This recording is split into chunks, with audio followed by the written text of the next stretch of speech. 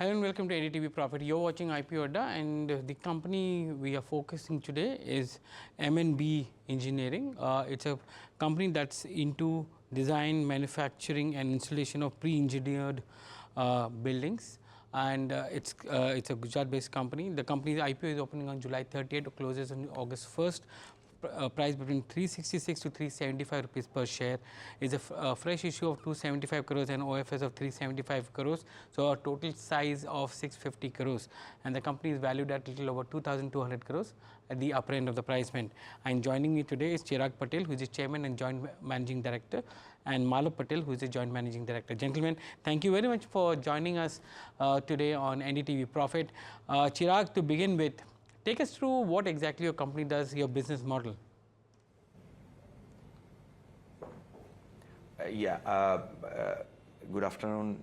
And thank you for having us with you. M&B Engineering is a 4-decade-old company based out of Ahmedabad, Gujarat. We are into two verticals. One is pre-engineered steel buildings and self-supported steel roofing system. We have two brands. For pre-engineered building, it is Phoenix Construction Technologies, and for self-supporting roof, it is a Proflex system.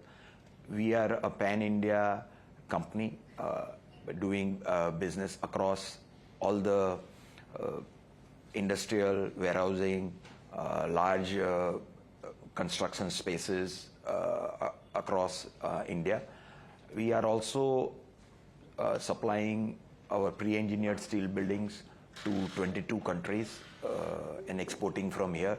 We are one of the largest exporters of steel buildings from India. Malav, if you can take us through 250 crores is what you're raising through the IPO as fresh issue. What is it going to be used for? See, out of the 275 crores, which is primary, we are planning two expansions. We are planning two expansions, one in our Sanand facility, which is located in Gujarat, and the other one in our Cheyar facility, which is about 2.5 hours from Chennai, Tamil Nadu. So about 125 to 130 crores is going to go towards these two expansions. The first phase of our Tamil Nadu facility got operational last year, and we had raised money from the banks, about 60 crores. So that amount is going to be paid off through, that's one of our objects in the 275 crores. And the remaining is towards GCP. This is how the 275 is distributed. If you can also give us a sense of the kind of order book that you have at the end of June quarter, what is the total order book, and if you can give us a visibility of how typically order book is, how do you build an order book for you, for your company? Yes, see, yeah. So as of July 1st, we have an order book of around 840 crores approximately. As Chirag said, we have two business verticals, right? Proflex, which is a self-supported roofing, and Phoenix, which is the pre-engineered buildings business. So about this 840 crores, 640 belongs to Phoenix, and about 200 is towards Proflex. How our order book is built is, see, our turnaround time for pre-engineered buildings is anywhere between 6 and 8 months. So keeping that turnaround time in mind, also to be able to load our facilities adequately, we build our order book based on that timeline, basically, right? And in Proflex, that same timeline is around 3 to 5 months. So uska bhi order book is based on the turnaround time. So as of July 1st, our order book for Proflex in terms of volume is more than 12 lakh square meters. That is measured per square meter, so it is in 12 lakh meters. And Phoenix is measured in metric tons, so usme the quantum is about 45 to 45,000 tons as of July 1st. So order book is built based on the turnaround time in our industry. Chirag, give me a sense of how the private capex is taking place, because your entire business is linked to that because of expansion happening in private sector, whether it's across industries. and as they expand, they ask for free prefabricated or building blocks from you. How's that happening? Are you seeing a pickup in that kind of in that business?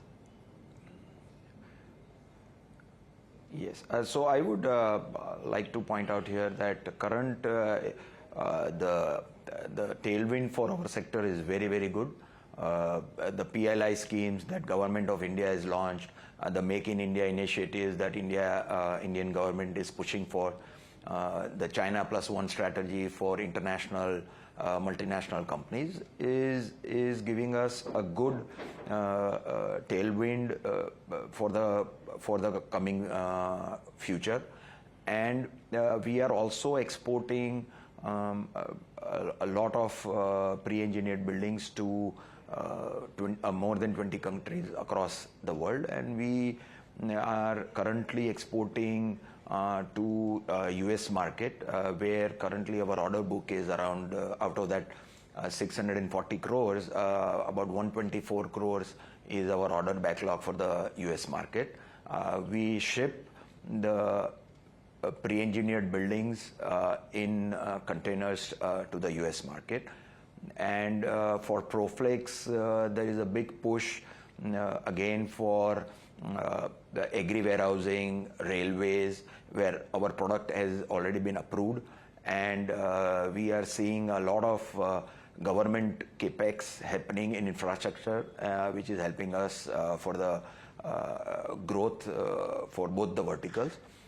We see good amount of growth potential that will happen in the coming years. We are seeing in more than 20% plus CAGR we are looking at. Two expansion, as Malav just said, are going to happen. Those are two brownfield expansions, which are the part of our primary objects, and that will give us a good impetus for our growth that will be coming in the next few years.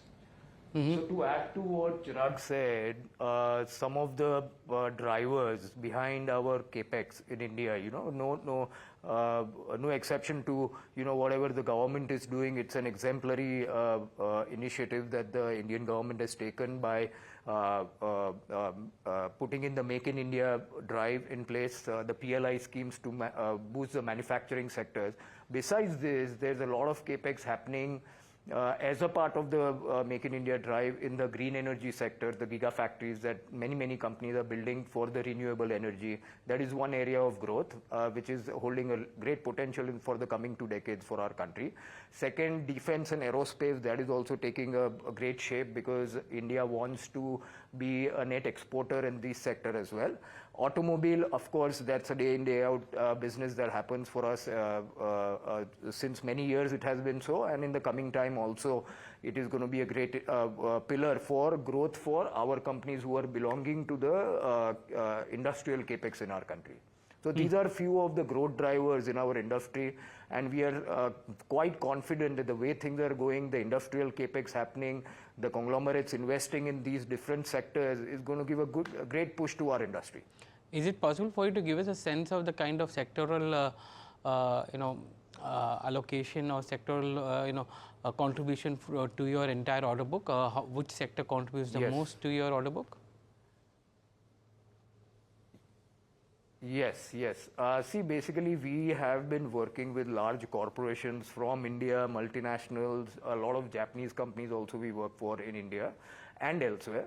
The quantum of business, I would say in the last 5 years has come from the automobile sector, that has come from the green initiative, the green energy sector, and the logistics, because the way the Indian consumption is going up and the foreign investors, the amount of money they have pumped into the industrial warehousing sector, the logistics sector, it has given a great push, and there are certain pockets in India where these things are happening the most. For example, in our from our southern plant, we have been catering to a lot of international logistics companies which have invested heavily in our country. So these are 3 major sectors which are boosting our industry.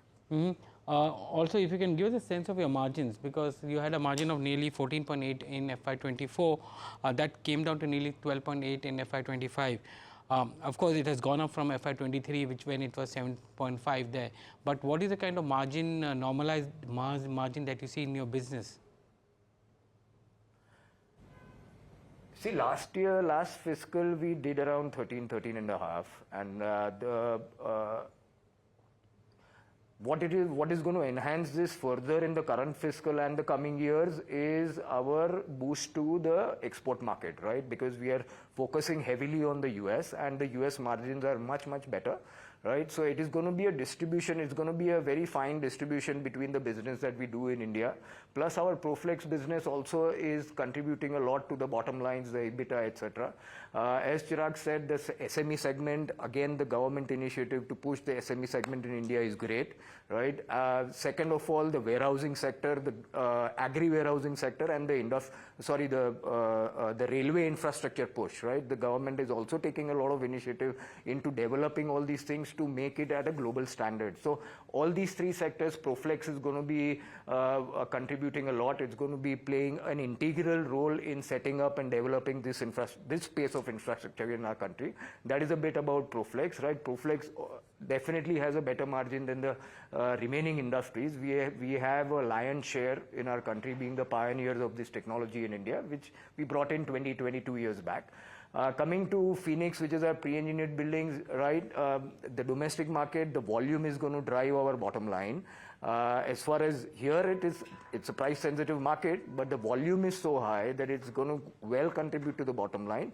And the real enhancement into our EBITDA margin is going to be driven by the exports to the US, right? We are planning 5 times the exports to the US compared to what we did last year. So these factors are going to really boost our top line in the current year and the coming 3 years, as well as and being a volume game, it is definitely, the volume is going to drive my bottom line as well. Chirag, can you give us a sense of once the brownfield expansion comes into play and by when it will come into commercial operations, what is the kind of increased capacity that you have? Because currently you have, if I'm not wrong, at Sanand 72,000 MTPA and at Cheyyar at 31,000 MTPA. So what kind of capacity addition are we looking at after the brownfield comes into play?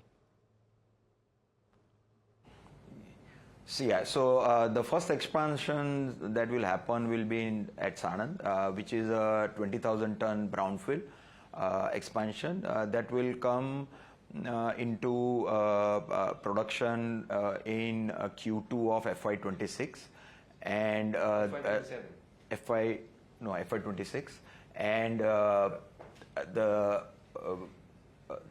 Cheyyar plant will come into picture. The next 20,000 tons will become operational in Q1 of FY28. So these two will add total about 40,000 tons from today's 103 lakh tons that we already have. So that is an additional 40%, close to 40% growth that will happen as a capacity enhancement, putting both plants together. Malav, can you come in here on the high inventory days that you have, 119 versus 90 of last year, and your trade receivables are also higher and net working capital at 106. Do you see as you increase the number of amount of exports coming into your balance sheet or your P&L, these numbers are going to go up further because exports will take a higher number of days to realize?